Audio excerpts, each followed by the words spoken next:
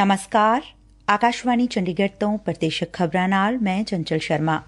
ਪਹਿਲਾਂ ਇਸ ਬੁਲੇਟਿਨ ਦੀਆਂ ਖਾਸ ਖਬਰਾਂ। ਰਾਸ਼ਟਰਪਤੀ ਰਾਮਨਾਥ ਕੋਵਿੰਦ ਨੇ ਗਣਤੰਤਰ ਦਿਵਸ ਤੇ ਕਿਸਾਨ ਪ੍ਰਦਰਸ਼ਨ ਦੌਰਾਨ ਕੌਮੀ ਝੰਡੇ ਦੀ ਬੇਅਦਬੀ ਨੂੰ ਮੰਦਭਾਗਾ ਦੱਸਿਐ।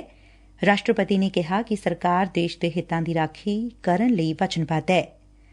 ਸਾਲ 2020-21 ਦੇ ਆਰਥਿਕ ਸਰਵੇਖਣ 'ਚ ਅਗਲੇ ਵਿੱਤੀ ਵਰ੍ਹੇ ਲਈ ਕੁੱਲ ਘਰੇਲੂ ਪੈਦਾਵਾਰ ਦੀ ਵਿਕਾਸ ਦਰ 11% ਰਹਿਣ ਦਾ ਅਨੁਮਾਨ ਲਾਇਆ ਗਿਐ। ਪੰਜਾਬ ਸਰਕਾਰ ਲੱਕੜ ਉਦਯੋਗ ਨੂੰ ਹੋਰ ਉਤਸ਼ਾਹਿਤ ਕਰਨ ਲਈ ਪਿੰਡ ਬੱਸੀ ਕੈਸੋ ਅਤੇ ਬੱਸੀ ਮਾਰੂਫ ਦਰਮਿਆਨ ਜ਼ਿਲ੍ਹਾ ਹੁਸ਼ਿਆਰਪੁਰ ਵਿਖੇ ਪਲਾਈਵੁੱਡ ਪਾਰਕ ਸਥਾਪਿਤ ਕਰੇਗੀ।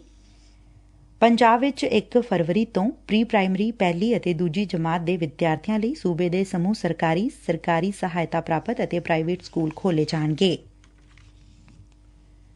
ਆਕਾਸ਼ਵਾਣੀ ਦੇ ਸਮਾਚਾਰ ਸੇਵਾ ਵਿਭਾਗ ਵੱਲੋਂ ਕੋਰੋਨਾ ਉਚਿਤ ਵਿਵਹਾਰ ਜਨ ਅੰਦੋਲਨ ਤਹਿਤ ਕੋਵਿਡ-19 ਪ੍ਰਤੀ ਲੋਕਾਂ ਨੂੰ ਜਾਗਰੂਕ ਕਰਨ ਲਈ ਸ਼ੁਰੂ ਕੀਤੀ ਲੜੀ ਆਓ ਕੋਵਿਡ ਕੋ ਹਰਾਏ ਤਹਿਤ ਅੱਜ ਦਾ ਸੰਦੇਸ਼ ਹੈ, ਦਵਾਈ ਵੀ ਤੇ ਸਖਤਾਈ ਵੀ। ਯਾਦ ਰੱਖਣਾ ਹੈ ਕਿ ਵਾਰ-ਵਾਰ ਹੱਥ ਧੋਣੇ, ਮਾਸਕ ਪਹਿਨਣਾ ਅਤੇ 2 ਗਜ਼ ਦੀ ਦੂਰੀ ਅਜੇ ਵੀ ਜ਼ਰੂਰੀ ਹੈ।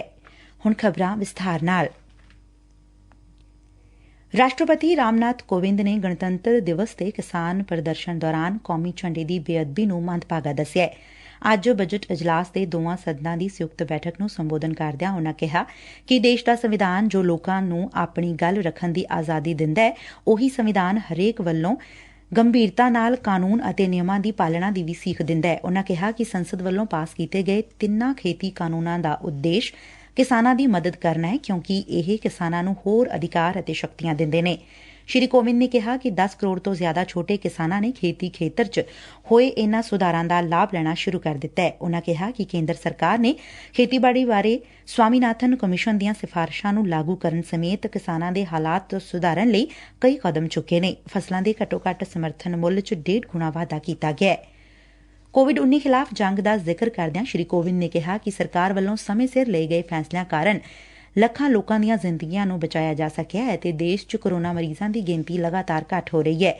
ਸਰਕਾਰ ਵੱਲੋਂ ਯੁਵਾਵਾਂ ਦੀ ਭਲਾਈ ਲਈ ਚੁੱਕੇ ਗਏ ਕਦਮਾਂ ਦਾ ਜ਼ਿਕਰ ਕਰਦਿਆਂ ਰਾਸ਼ਟਰਪਤੀ ਨੇ ਕਿਹਾ ਕਿ ਕੇਂਦਰ ਦੇ ਫੈਸਲੇ ਨਾਲ ਗਰੁੱਪ ਸੀ ਅਤੇ ਗਰੁੱਪ ਡੀ ਦੀਆਂ ਅਸਾਮੀਆਂ ਤੇ ਚੋਣ ਲਈ ਇੰਟਰਵਿਊ ਖਤਮ ਕਰਨ ਨਾਲ ਦੇਸ਼ ਦੇ ਯੁਵਾਵਾਂ ਨੂੰ ਵੱਡਾ ਲਾਭ ਮਿਲਿਆ ਹੈ। ਉਨੂਾਂ ਕਿਹਾ ਕਿ ਕੇਂਦਰ ਨੇ ਯੁਵਾਵਾਂ ਨੂੰ ਸਰਕਾਰੀ ਸੇਵਾਵਾਂ 'ਚ ਨਿਯੁਕਤੀ ਲਈ ਵੱਖ-ਵੱਖ ਪ੍ਰੀਖਿਆਵਾਂ ਦੇਣ ਦੇ ਝੰਜਟ ਤੋਂ ਨਿਜਾਤ ਦਿਵਾਉਣ ਲਈ ਕੌਮੀ ਭਰਤੀ ਏਜੰਸੀ ਦਾ ਗਠਨ ਕੀਤਾ ਹੈ।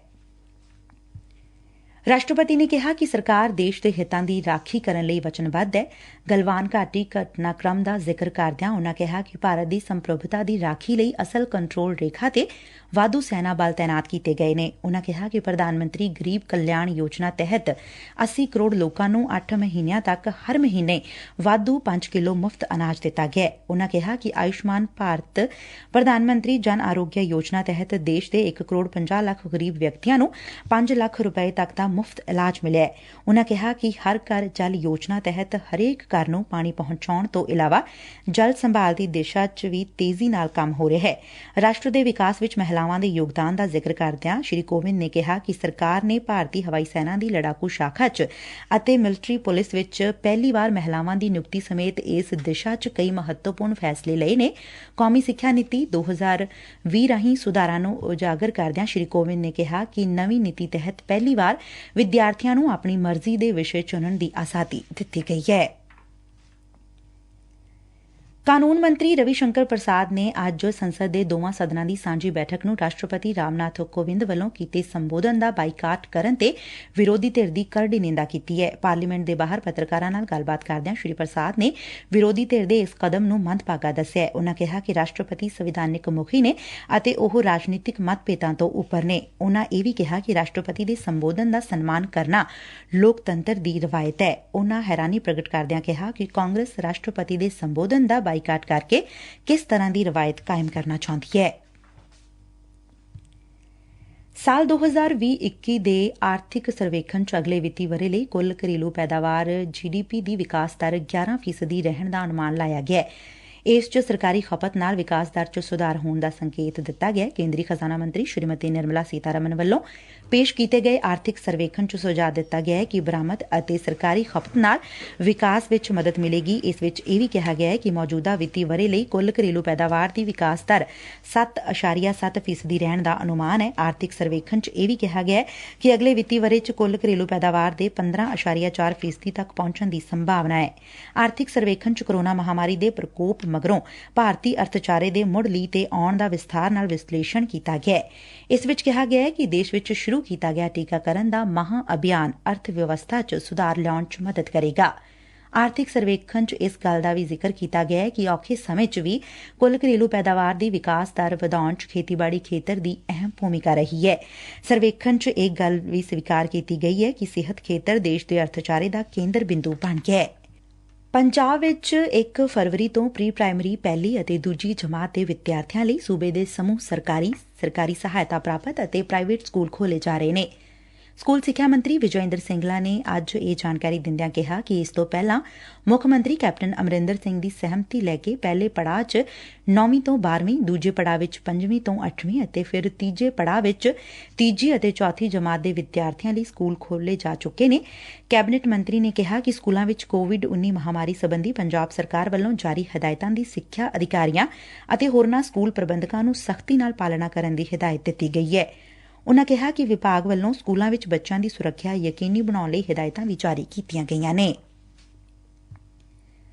ਪੰਜਾਬ ਸਰਕਾਰ ਲੱਕੜ ਉਦਯੋਗ ਨੂੰ ਹੋਰ ਉਤਸ਼ਾਹਿਤ ਕਰਨ ਲਈ ਪਿੰਡ ਬੱਸੀ ਕੈਸੋ ਅਤੇ ਬੱਸੀ ਮਾਰੂਫ ਦਰਮਿਆਨ ਜ਼ਿਲ੍ਹਾ ਹੁਸ਼ਿਆਰਪੁਰ ਵਿਖੇ ਪਲਾਈਵੁੱਡ ਪਾਰਕ ਸਥਾਪਤ ਕਰੇਗੀ।